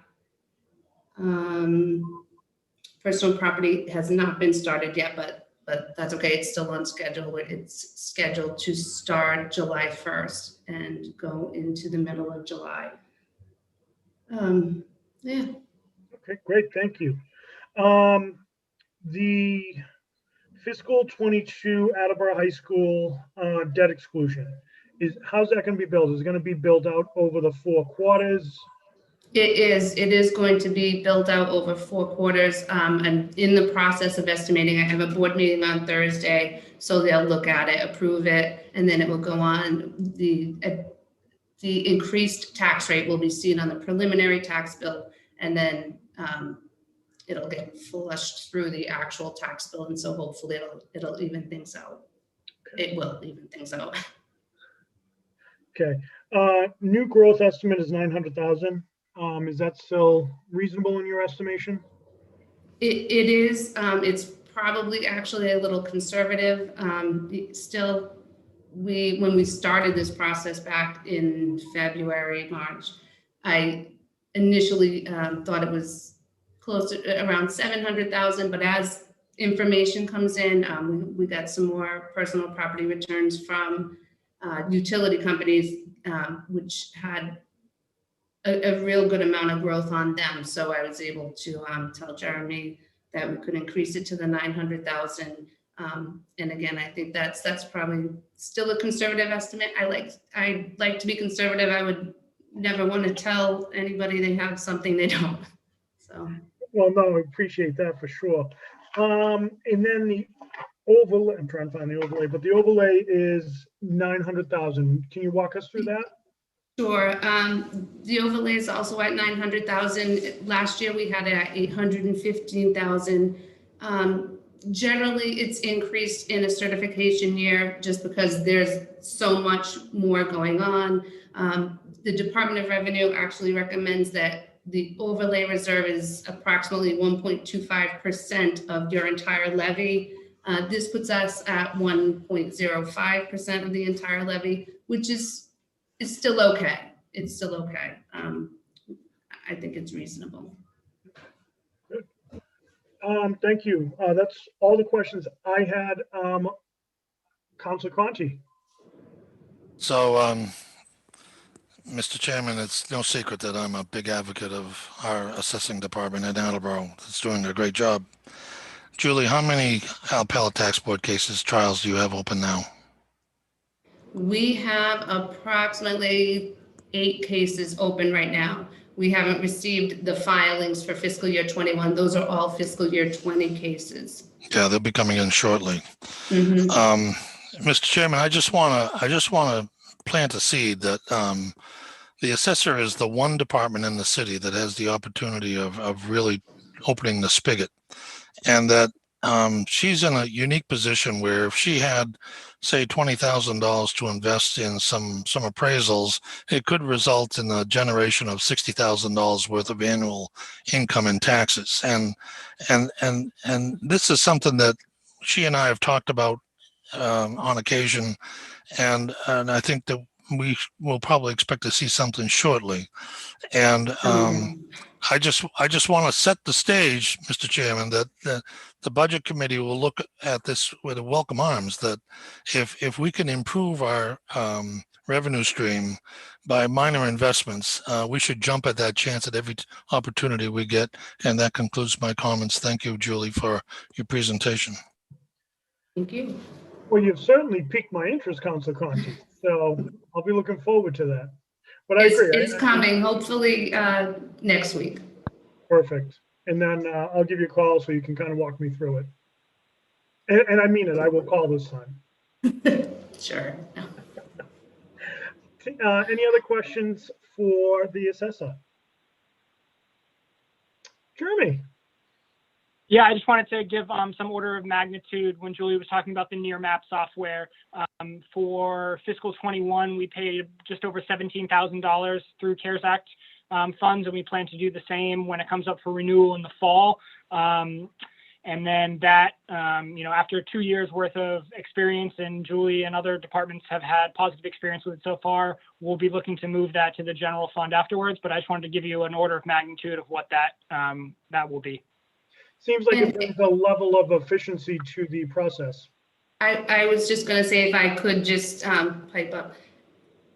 Just in the amount of time that I've been working with that software over, the last 9 months, we have found things that we missed that total up to about $830,000 of value, which is about 13,000 tax dollars, which, gets to be spread fairly and equitably across the levy. And it's things that should have been assessed that we just missed, and we can look down, eagle-eye view, and pick things up, pools, sheds that really need to be assessed. Excellent. Thank you for that. Deb, anything you want to add? I think they touched on everything in the discussion. The $25,000, you touched on the $25,000 in the reval in the budget, right? That is truly needed, even though the council did the $168,000. That is an actual annual amount that is needed to properly do work in FY22 that will relate to values in 23. So it is what had been happening in the past is generally the assessors would come down and ask for an appropriation, because we really do need funds in place to start doing work in fiscal year 22 for the 23 values. So from now on, it's going to be asked for in the previous year's budget. And how long is the subscription? Is it a year? Is it 18 months? for the near map, Yeah. I was just going to look that up because we need to check the term of that, because the CVRT money, I think, needs It's to be an committed. annual subscription. Go ahead, Jeremy.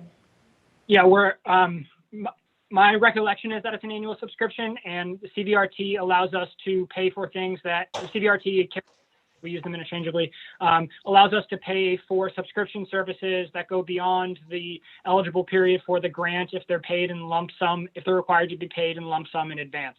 So we bought Nearmap in November of last year. Right, that's my problem. Of calendar year 20. So if we have a yearly subscription that we can renew in November of calendar year 21 in advance of the 12/31/21 deadline, it would be consistent with ANF's prior guidance that it would be an allowable expense under the fund. So we can certainly talk about this tomorrow, Jeremy. I just want to check the dates because of the most recent guidance that I saw something on October 29th. And everything changes so frequently with some of the grants, all of you, just for your benefit, that I thought we had to have things committed now, not through December 31st, but committed by the 29th. And if it's near map, I just want to double check so that we know where we are. I'm hopeful that you're correct. I think October 29th was the new date for reconciliation for asking for additional funds beyond the first two requests that we had. But yeah, we could definitely talk more offline about this tomorrow. Okay, let's just make a note of that. And that's what I have on that. Thank you, Jay. All right, excellent. Council Conti. There's just one last thing, Jeremy and Deb, to take into consideration is that, well, the assessing department is bearing the full burden of the cost of Nearmap, but it's being used by 24 individuals throughout the city. So you've got police detectives on there, fire captains on there. You've got the legal department on there. Julie can tell better where they go, but if it gets to be a problem for the assessor's budget, then maybe that should be distributed among the various departments that are getting the use. I will say that the assessing department would be held harmless. We would add, say it's the same $17,150. We would come back in fiscal 23 and ask to add a $17,150 to the assessing department budget. The following year, if it went up $100, we would add $100. We were to individually charge departments or possibly put it on citywide, which may be a better place for it. But bottom line, budget wise, it would be the same, and we wouldn't expect the assessing department to come up with $7,000 out of existing resources to pay for this. Well, in my mind, where she's actually generating additional tax dollars as a result of the purchasing of the subscription, it's well and good for it to be in her department. But if it's going to be threatened to be taken away, I'm going to fight like hell to keep it in any way that I can, because it's a incredibly valuable contribution to the assessing function. That concludes my comments. Deb. I just want to say, Councilor County, I wasn't implying that it would be taken away. I just want to make sure that we actually access the most appropriate funding source while it's available. And I want to make sure that we just double check the numbers, cross our T's, dot our I's, because COVID funds are actually federal money through the state. So we're constantly revisiting the rules on those things, making sure that we maximize the funds for the entire city. And I mean, we meet on a regular basis to say, is this an appropriate use for this money, to make sure that we're using that. So it wasn't to take it away from the assessor's office. It was just to make sure, like, hey, let's not wait till October when it's too late. We need to make sure we're all set now. But to Jeremy's points, I have the date of October in my head, which is actually the reconciliation date, maybe not the date that we have to pay the bill by. If it's November, then we're all set. And if it's not, I don't want us to be here later on saying, how come nobody thought of that? That's it. Yeah, but Deb, I'm sure that all the rules and parameters of which the federal CARES money or the COVID money, it stays the same, right? Jeremy? That was laden in sarcasm, friends. Treasury took 90 days for the rules to come out, and they have since revised them at least 13 times. It may be 14 now. And that doesn't count the state CVRT and the FEMA money from last year. I mean, I think we shared with you earlier this year when you invited us to a budget committee. I can't even tell you the number of times that the rules have changed for all of the funds. Yep. So, and it's a lot of money. And your department heads do the best they can, and the administration in my office does the best we can. Nobody wants to be in the position of coming back to you all later and saying, we spent this money on something we weren't supposed to. So we do as much due diligence as we can before it happens. And we regularly revisit and make sure that we're doing what we're supposed to do. It's very difficult when they retroactively change the rules, though, that I can say. It's very difficult and it's really unfair. Yep. So. Very good.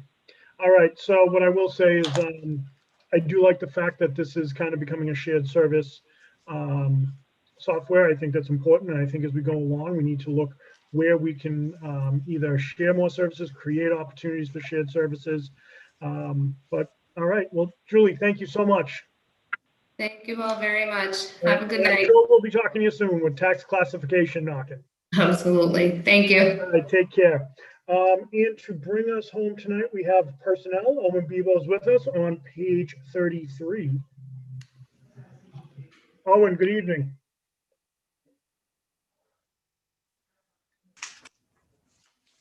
Owen, you're muted.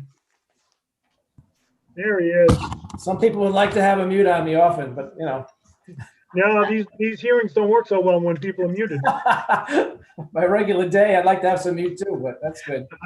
Come on now. So we're going to do this the same way we've been doing it for the last couple of years. You just kind of walk us through your budget, anything you think we need to know, and then we'll open it up for questions. Okay. So to start off with, the staffing for personnel office is unchanged. In fact, we won't be bringing on the flow clerk until till January to help realize some savings for the department and the city. I think the big news out of this department is that we were able to maintain the active insurance rate for a 0% increase for the second year in a row, which helps not only city side, but as you know, we manage the school department and those retirees on the active rates. So that's a big savings and a big get that we're happy to have. The other piece of the insurance rates for the retirees, that rate doesn't change. If you remember, it doesn't change until January 1st. So we don't know the information yet until sometime in the fall. So we've conservatively budgeted a 6% bump in that because we just don't know what's going to happen in that time frame. It's just too early to tell. But the big bulk of the insurance rate is the active plans, and having that at 0% is big. Also, on the good news for health is the dental plan. We were able to negotiate a 2.5% decrease for the dental plans, and that new rate will hold true through 3 years. This year, the next year coming, and the 2 years after that. So we get to plan accordingly for that, which is very helpful. On a smaller note, some of the life insurance has changed for the first time in I think over 25 years for the basic life insurance. And in fact, I had the budget for what they told me at the time, so I might be able to bring that down actually through the year with some negotiations. So it's a very small amount and hasn't changed in many years. So I just want to maintain a single rate, hopefully a more stable rate over the next couple of years. Police auxiliary insurance, we think we may not need that. According to the chief, he won't be using, it looks like he won't be using auxiliary police. I just need to know exactly when that's going to happen for the cutoff. So if that's the case, we just don't need the insurance. It's not a lot, but again, it's a savings we can pass on. Last piece of this, OPEB, which comes out of my account, my fund department, and that has been increased up to 100,000 this year. And maybe Jeremy and Deb can explain that better, but there's a little bit extra funding that they wanted to put out on OPEB, which is desperately needed. I think that was a wise decision. Great. So you answered most of my questions and concerns. So what I will ask about is the float clerk for only half a year. Sure. So, yeah. So what has happened right now? Hold on, my friend. I thought I had the answer, Jay. You never know with me, man. You never know. I know. Let it ride. So, but this clerk, they don't just work in one department, right? They float, they cover different departments. So it kind of ties into what I'd like to see us build as a city. And I'm going to put this into the messaging about shared services. I think that there's probably a need in order to be able to deliver services. So personally, I'd like to see that at least one clerk funded for the full year to be able to help provide the level of services. I'd like to move to more shared services, especially from a city mechanic, city maintenance department, things of that like. And I know we can't add to it, but this will be in my budget message. Sure. Our budget message. Yeah, so the flow clerk, we lost out of my department that she went to the city clerk's department. Yep. So we just didn't fill it for the rest of the year. And to help realize some savings, we just wouldn't fund it. We wouldn't hire until like mid-year. But we were just trying to offer some savings across the board. But yeah, I agree. Some of those things would have to be maybe negotiated or with the changes in the job descriptions. But it absolutely, certainly worth looking at, and I would advocate for that as well. Excellent. And then the second piece, can you just give a quick overview? We do have some newer counselors, just really what OPEB is and why it's such a big deal that we went from 50 to 100,000. Sure. I can explain that. Maybe Deb can explain that better than I. So it can fall to either myself or Jeremy. OPEB stands for Other Post-Employment Benefits. Everybody is familiar with and aware that the city has the retirement system. Separate and apart from that, the city also offers health insurance for its retirees. We cover, as a post-employment benefit, the dental is not available. We don't do that, but this covers the small portion of the life as well as the health insurance, and on the city's, it becomes the city's responsibility, and we pay for and include in the liability that's reported on the financial statements, health insurance liability, including the teachers. So even though the pension system here in Attleboro is strictly non-MTRS personnel, the liability as it relates to health insurance is part of the city's responsibility for including school teachers. So that's important. So annually, the liability is calculated and included in the financial statements. It's on the order of $317 million in the most recent valuation. The valuation is an actuarial valuation based on figures reported to Stone Consulting. And it's important to know the more money we have funded, we do some portion of it as pay as you go, right? So our current retirees that are post-retirement, that are retired, they are getting the health insurance payment.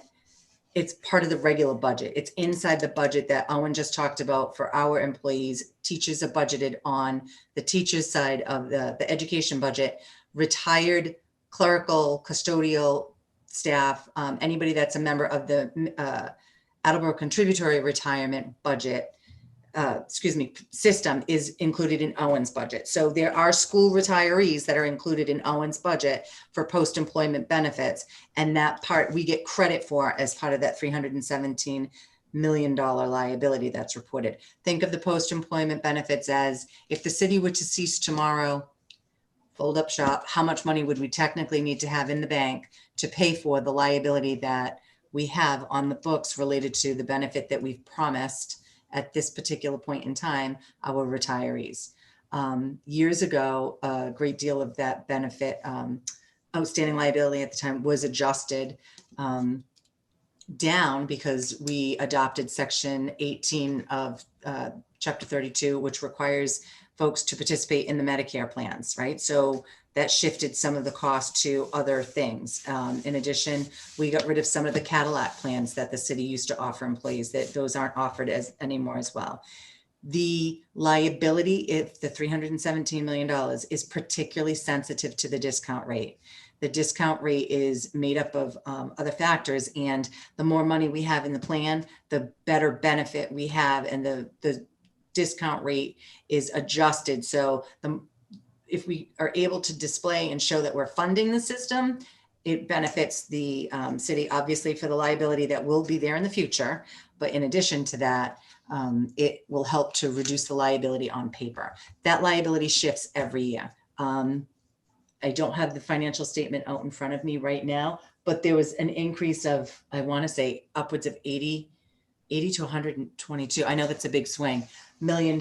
And I can look at the financials and get that number for you.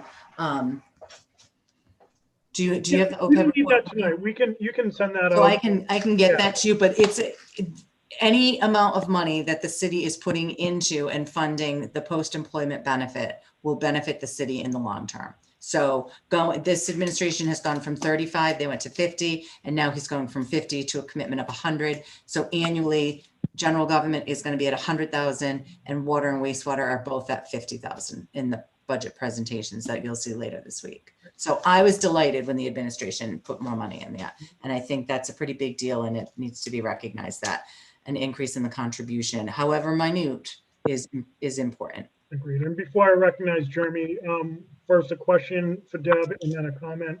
The question is, how in the world do you maintain all this stuff off the top of your head? It's amazing. Amazing. So the question really is, was I right? No, I'm kidding. You sold it well. So I'm on the retirement board. So I participate with post-employment benefits. You'll see it in my budget, which I'm not on the list, but Jay and I talked about that. This is one of the actuarial studies that are funded. The post-employment benefit study on an actuarial basis is funded in my budget. I contract with Stone Consulting. They were the lowest responsible quoter for this service. And the retirement board also uses them for that under bid actuarial services for the annual required retirement contribution. And on top of that, Stone Consultant with the retirement board works with the retirement board to do the GASB 68 update to roll the value of the investments to the prescribed period that's in the financial statement. So I'm pretty familiar with it because I check the report, I make sure it's right, I incorporate it into the financial statements, and that's kind of how I have a better understanding. This data, the census data that's required for the OPEB report is partially maintained in Owen's office, but my office maintains a very large spreadsheet to make sure that we provide all the census data that is required for that report. The financial statements now include this GASB 68 report. We have a GASB 74, 75 report. We have the actuarial report. There's a lot that goes into it. So I kind of know because of that. It funnels through my office in some way, shape, or form in my role as city auditor, or I'm familiar with it as my as the ex officio on the retirement board because I'm the city auditor. So that's kind of how. No, it's a wealth of information, Deb, and it was a compliment because you are such a wealth of information. And I think what's great about OPEB and why we should be celebrating this is because we are taking care of the people who've dedicated so much of their life to this city and its residents. So this is really a great, great thing. Jeremy, you waited patiently. Yeah, thank you for that, Deb. I had to write down the $317 million number, so I remembered it, but Deb just had that at the ready. So yeah, I just want to make sure we have the distinction between our current obligations that Deb talked about and our long-term ones. So the current obligations we're paying for through Owen's budget on the top half of what we're seeing, and the $100,000 goes towards our OPEB trust. So just for a refresher for a number of you, we are part of the Plymouth County OPEB Trust, which we made our first contribution in June of 2016. Between the three different accounts that we have, the water, wastewater, and the general government, we've contributed $775,000. This is as of the end of March of this year. We've paid $6,000 in fees, have had nearly $300,000 in investment gains. So now there's $1 million in this trust fund between the three separate accounts. So we've also taken 0 disbursements from this fund. So that's why I wanted to make the distinction between we're still paying our current obligations through the fund, through the general fund appropriation every year. And then this is an investment in the future. And the mayor talked about it before, that as the Special Education Stabilization Fund reaches a level, it reaches our goal level to, reconfigure that funding somewhere else, we would be looking towards OPEB contribution. Probably not a doubling every year like we've seen last year to this year, but increased contributions year to year. Great. Thank you for that, Jeremy. Any questions for Owen? Rick? Deb, the last time I looked at the OPEB funding, I think it was 65%. Does that sound like where we are now? OPEB, no. We're OPEB, at like point. yeah, OPEB, we have a $317 million liability, and we're at just $1 million or so that Jeremy. Are you talking about retirement? Yes. So I would have to pull the fund, but we were about 61 to 62% funded from the last statement. I'm going to get back to you on that, Rick, because I really don't know. I don't want to say that. We actually had a good year in that. And so it might be a little bit more, but it's strictly on an actuarial basis that they do the funding mechanism because we're compared to Prim and Prit. Yep. So I know we beat the benchmark because we haven't had any concerns in that regard, but I will go back and double check, and I should have that for you tomorrow night. Thanks. Okay. Any other questions? Jeremy? Thanks for bringing up the pension piece. You all can't see it, but on my board back there, it says AA by 24 or AA plus by 24. So what that means is in terms of our credit rating. So if I go back to my prior role as a credit rating analyst, when credit rating analysts talk about our long-term liabilities, it's been the past couple of years that OPEB liabilities have been lumped into pension liabilities as something that's our long-term liability. So when S&P or Moody's writes up a report on us, they're commenting on what our OPEB liability is in ways that they probably didn't about a decade ago.